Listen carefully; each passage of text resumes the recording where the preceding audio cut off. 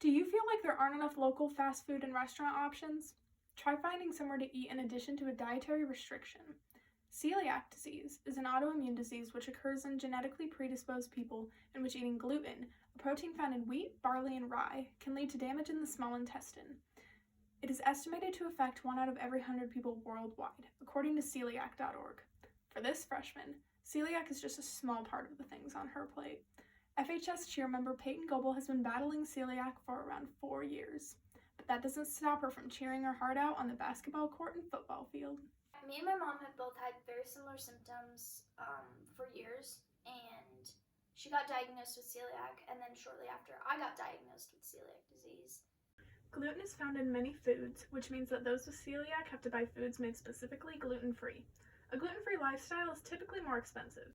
Whenever I go to restaurants, I have to ask for a gluten-free menu, and whenever I go places, sometimes I just have to bring my own food, and I always have to pack my own lunch for school.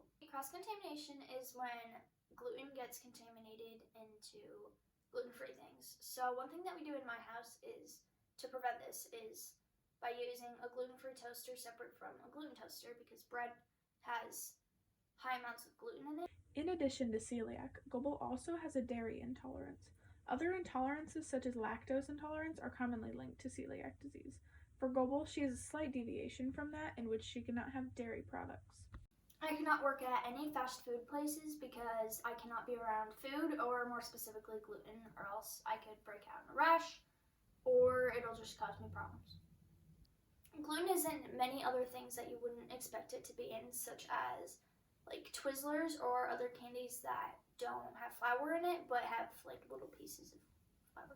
Gluten is not only in foods, it is also in things such as Play-Doh, makeup, shampoos and conditioners, and even the like glue on envelopes.